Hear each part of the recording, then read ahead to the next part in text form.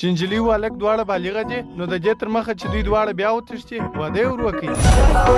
هذا سمه ده. په 2 میاشتو کې دولتي وظیفه پیدا کړه نو تتلې ستاسو. په 2 میاشتو کې خو دې وظیفه لا نه پیدا کېږي نو دولتي به څنګه؟ مرجانه چپ څه کنې داسې ټینګه چې مشره لاس به نه پورته کړه.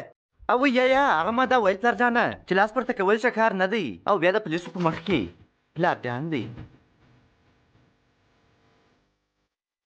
په 2 میاشتو کې به ته څنګه دولتي وظیفه پیدا کړې؟ او یې توربته که دې ما ته دولتي وظیفه پیدا کړه زه به ستا لپاره وریښتان وخروم یا که مې وریښتان وخرول نو خلک به دا فکر کوي چې پلار یې مړ شوی او وایي زه به ستا لپاره نظر کښېږدم او وایي دا خو د ښځو دعا ده زه ژمنه کوم چې زه به هېڅکله واده نه کوم.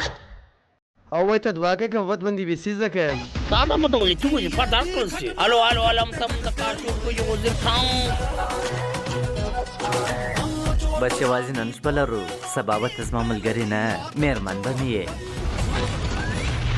راسه دا دلته کښېږده. مور ته خوله د پرون پر ځای ولاړې یا زویه نن خو ستا د نوکریزو او وایي شپه پرون ده. خو دې په ولم به ولم مور دا هر څه پرېږده نن را نن راځي. 10 تاریخ نه دی 29 دی سبا بیا 10 تاریخ دی. راسه دا دلته کښېږده. او وایي تاریخ نن څوم تاریخ دی؟ یا زویه نن خو ستا د نوکریزو شپه ده. نکریزي اوس به بیا نکریزي زدمه بیا دا 2 ورځې کېږي چې 29 تاریخ دی 10 نه راځي. ګرانه څه سوي دي؟ زه په یو ډېر غټ مشکل اخته سوی یم. پنډت صاحب ماته یو داسې دوا راوښیي چې زما مشکلات شي. لیوه افغاني راکړه. دا دونې غټ مشکل په 100 افغانۍ حلېږي. د ښکلا پر کم سر وخروه. زه د یو کټي سره واده نه کوم. زه د یو کټي سره واده نه کوم. نه پوهېږم چې دا زما وخت ولې پر شا روان دی.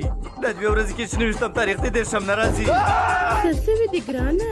زه هر څه سموم ته ولاړه ما سه. خپلې نکریزې نکریزې دې پرېښې دي زما لپاره راغلي یې. ښایسته ساړی دې اغوستې ده ځان دې سینګار کړی دی. په دا هر څه زه خبر یم ګرانه او وایي ګران نه یم زه.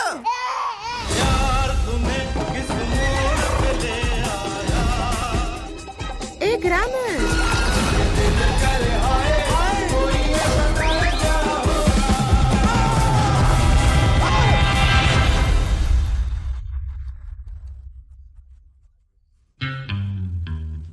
که ما ستا زړه در مات کړی نو مې بخښه ته مې هم وبخښه پلار جانه. هم پلار جان مور بخښه راته وکړه. سر په سبا سبا خپلې خواښه ته هم دغه رقم پښو ته ورکښته کېږي.